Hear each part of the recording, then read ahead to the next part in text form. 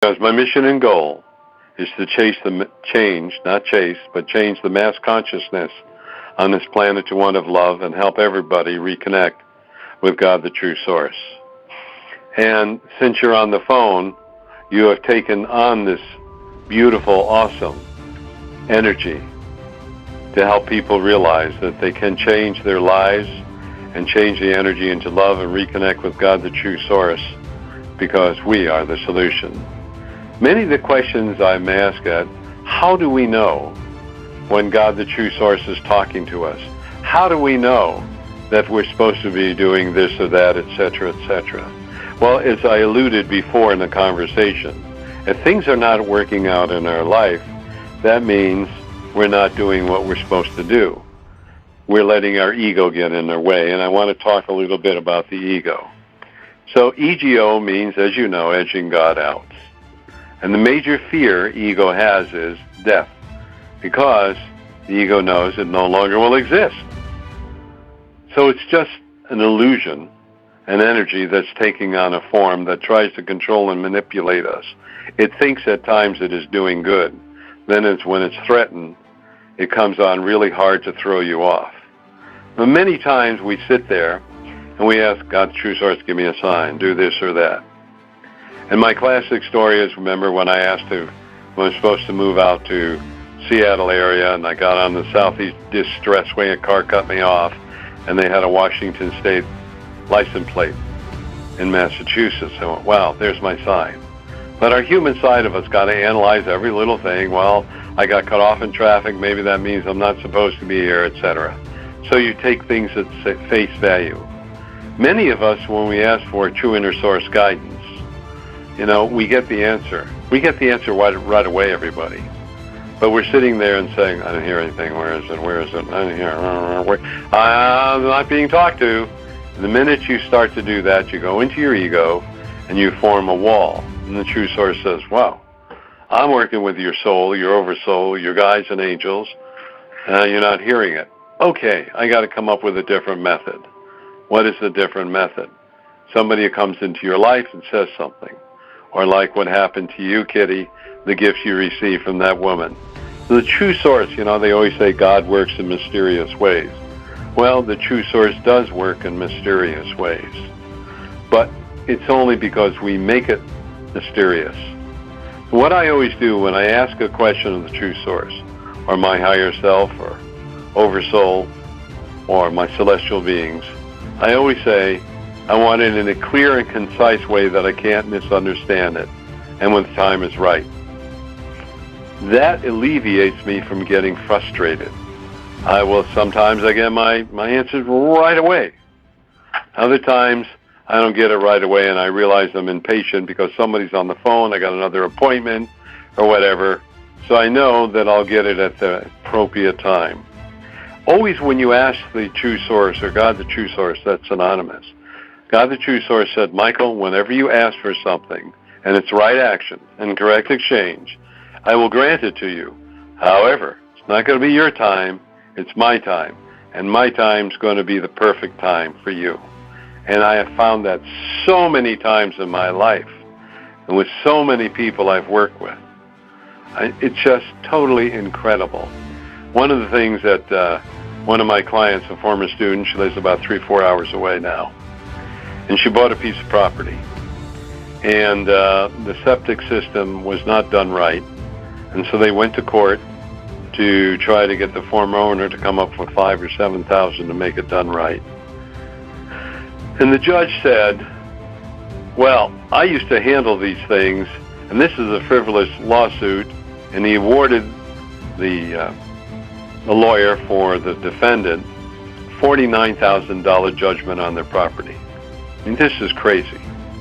So she calls me up and says in a panic, what are we going to do? I said, okay, sit tight. So we work with the true source, and she knows how I work, and ask for right action and correct exchange. And she had been trying to get a hold of their lawyer, and their lawyer was ignoring them. And 3 days later, she got a call from the lawyer and said, come on down. I screwed up. I'm going to pay the $49,000 judgment. My insurance will cover it. What an amazing situation that did a 180-degree turnaround. But we asked for that. Remember, not my time, your person's time, True Source's time, which is the perfect time for you. And I can tell you story after story after story. And they were so much relieved and so happy and so joyous. But she knows me well, and there was another problem at work, and she said, they need to learn a lesson. I said, I don't do that. She said, I didn't think you would. I only do things by the rules and by the law of the True Source, which is right action and correct exchange. But the point is that each one of us need to realize when you ask something from and by and of and with the God, the True Source, and this is right action, you got it. It's there, and it will occur into your life. But here's what we do. So we sit around and we ask for some kind of divine intervention. And then 5 seconds go by, nothing's happening, and then you begin to doubt, and you begin to doubt, and you begin to doubt, and you wonder if it's really going to happen, even though you know realistically only 5 minutes or 5 seconds gone by. But as you begin to doubt and question, well, I'm not questioning it, but it's got to be done this way, or I'm not really questioning it, but it hasn't happened yet. And the minute you express that, you're expressing doubt. So how do you overcome the doubt? I realize you're human. You're frustrated. So you repeat some type of affirmation, saying that I call upon the True Source, dream heaven, you know what it is, that this situation will work out well. Or you just repeat it, I'm really frustrated. I turn this over to the True Source for perfect right action and correct exchange. You may need to do it 1,000 times a day. Whatever it is, that's how you break that chain of the subconscious mind playing the doubt over and over and over and over and over again. Because thoughts are electromagnetic.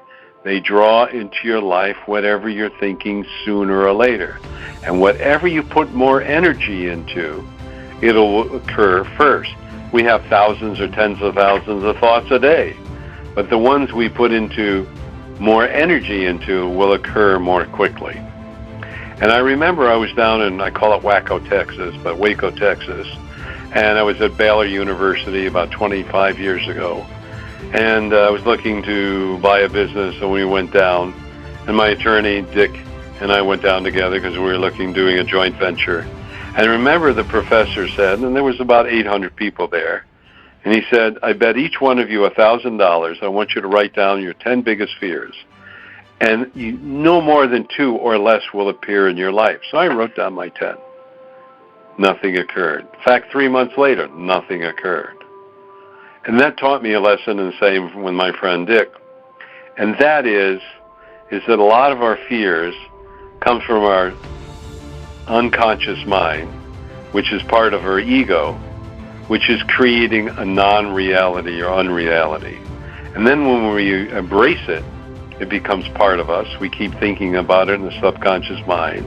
It's a loop that goes over and over and over and over and over and over and over again. I'm exaggerating here.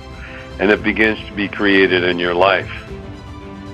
So that's what we need to understand, that you are an aspect and part of God, the True Source. And that when you ask for something, it's right action and correct exchange, it's going to happen. You ask for an answer, you will get an answer, whether you get it through a meditation or a dream, or somebody walks up to you because they're an aspect of God, the True Source, and they're a messenger. Who cares? You got the message one way or the other. And that's what we need to remember, because so many people go, well, I didn't get an answer. I said, you're looking for, hey, Michael, take a left turn here and a right turn here, and you will have your pot of gold. That's what you want to hear. Well, that's called clairaudience.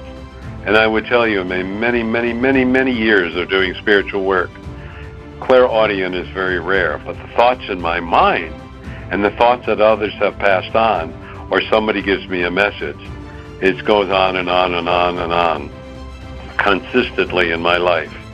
So here's my final message to all of you. Remember that you are unlimited. When you ask for a question, ask when the time is right, that you understand it clearly and concisely, and then walk away and forget about it. And if you doubt it, turn it over to the True Source. I'm a little hesitant. I'm a little frustrated.